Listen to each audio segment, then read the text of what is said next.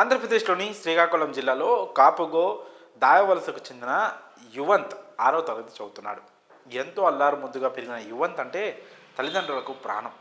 ఓ 10 రోజుల కిందటే అంటే జనవరి 29న తన పుట్టినరోజును ఎంతో సంతోషంగా జరుపుకున్నాడు. తమ ముద్దుల కుమారుడికి కొత్త బట్టలు, పెద్ద కేక్తో ఆ తల్లిదండ్రులు ఎంతో గ్రాండ్గా బర్త్డే సెలబ్రేట్ చేశారు.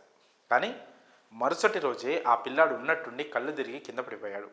కంగారు పడిన పేరెంట్స్ ఆ బాలుని హుటాహుటిన ఆసుపత్రికి తరలించారు. నిన్ననే బర్త్డే చేసుకున్న బాబు ఈరోజు ఇలా ఆసుపత్రిలో ఉండడాన్ని చూసి ఆ తల్లిదండ్రులు కన్నీరు మున్నీరుగా విడిపించారు. అంతలోనే డాక్టర్లు వారికి గుండె పగిలే వార్తను చెప్పారు. బాలుడిని పరీక్షించిన తర్వాత అతనికి గిలియన్ బ్యారే సిండ్రోమ్ సోకిందని వెల్లడించారు. ఆ తర్వాత అతనికి చికిత్స అందించారు. చికిత్స పొందుతున్న బాలుడికి సోమవారం బ్రెయిన్ డెడ్ అయింది. ఈ విషయాన్ని వైద్యులు బాలుడి తల్లిదండ్రులకు వివరించారు.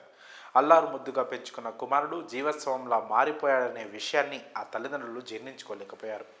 అంత బాధలో కూడా ఆ తల్లిదండ్రులు పెద్ద మనసు చేసుకొని గొప్ప నిర్ణయం తీసుకున్నారు. వైద్యుల సూచనల మేరకు బాలుడి అవయవాలు దానం చేయడానికి అంగీకరించారు.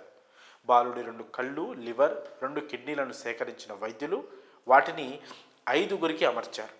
కన్న కొడుకును కోల్పోయినా కూడా మరో 5గురి ప్రాణాలు నిలుస్తాయని, వారికి కొత్త జీవితం ప్రసాదించొచ్చని భావించిన ఆ తల్లిదండ్రులకు తాను చనిపోతూ 5గురి జీవితాల్లో వెలుగు నింపిన ఆ బాలుడు అభయదానం గొప్పతనాన్ని మరోసారి చాటారు.